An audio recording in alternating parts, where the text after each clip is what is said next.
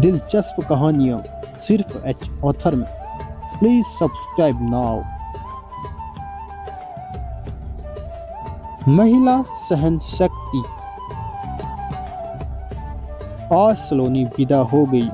Airport से लौटकर रंभा दी drawing room में ही सोफे पर निहाल सी लेट गई। एक महीने की गहमा गहमी भागम भाग के बाद आज घर बिल्कुल सूना सूना सा लग रहा था। बेटी की विदाई से निकल रहे आंसुओं से सैलाब को रोकने में रंभा दी की बंद पलकें नाकाम थी। मन था कि आंसुओं से भीग कर नर्म हुई। उन यादों को कुरेदे जा रहा था जिन्हें 25 साल पहले दफना कर रंभा दी ने अपने सुखद वर्तमान का महल खड़ा किया था। मुंगेर के सबसे प्रतिष्ठित धनाढ्य मधुसूदन परिवार को भला कौन नहीं जानता था। घर के प्रमुख मधुसूदन शहर के ख्याति प्राप्त वकील थे। वृद्धावस्था में ही उनके यहाँ मुवक्किलों का तांता लगा रहता था। वे अब तक खानदानी इज्जत को सहेजे हुए थे, लेकिन उन्हीं के इकलौते रंभा के पिता शंभुनाथ कुल की मर्यादा के साथ साथ धन दौलत को भी दारू में उड़ा रहे थे। उन्हें संभालने की तमाम कोशिशें नाकाम हो चुकी थी। पिता ने किसी तरह वकालत की डिग्री भी दिलवा दी थी ताकि अपने साथ बैठा कर कुछ सिखा सके, लेकिन दिन रात नशे में धूत लड़खड़ाती आवाज वाले वकील को कौन पूछता। बहू भी समझदार नहीं थी। पति या बच्चों को संभालने के बजाय दिन रात अपने को कोसती कहल करती। ऐसे वातावरण में बच्चों को क्या संस्कार मिलेंगे या उनका क्या भविष्य होगा, यह दादाजी समझ रहे थे। पोते की तो नहीं, क्योंकि वह लड़का था। दादाजी को चिंता अपनी रूपसी चंचल पोती रंभा की थी। उसे वे गैर जिम्मेदार माता पिता के भरोसे नहीं छोड़ना चाहते थे। इसी कारण मैट्रिक की परीक्षा देते ही मात्र 18 साल की उम्र में रंभा की शादी करवा दी। आशुतोष जी का पटना में फर्नीचर का एक बहुत बड़ा शोरूम था।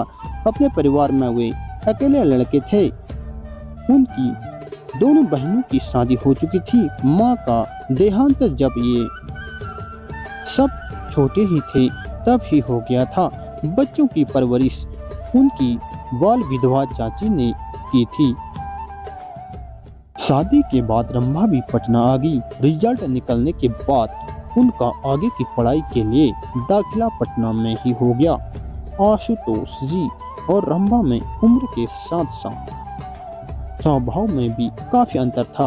जहां रंभा चंचल बातूनी और मौज मस्ती करने वाली थी, वहां आशुतोष जी शांत और गंभीर स्वभाव के थे। वे पूरा दिन दुकान पर ही रहते। फिर भी रंभा दी को कोई शिकायत नहीं थी।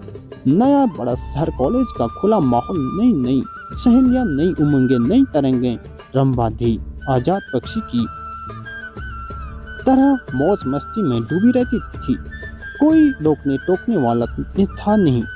उन दिनों चाची सास आई हुई थी, फिर भी उनकी उच्छृंखलता कायम थी। एक रात करीब 9 बजे रंभा फिल्म देखकर लौटी। आशुतोष जी रात 11 बजे के बाद ही घर लौटे थे, लेकिन उस दिन समय पर रंभा दी के घर नहीं पहुंचने पर चाची ने घबरा कर उन्हें बुला लिया था। वे बाहर बरामदे में ही चाची के साथ बैठे मिले। कहाँ से आ रही हो? उनकी आवाज में गुस्सा साफ छलक रहा था। क्लास थोड़ी देर से खत्म हुई, रंभा दी ने जवाब दिया। मैं 5 बजे कॉलेज गया था। कॉलेज तो बंद था। अपने एक झूठ को छिपाने के लिए रंभा दी ने दूसरी कहानी गढ़ी। लौटे वक्त सीमा दीदी के यहाँ चली गई थी। सीमा दी आशुतोष जी के दोस्त की पत्नी थी, जो रंभा दी के कॉलेज में ही पढ़ती थी।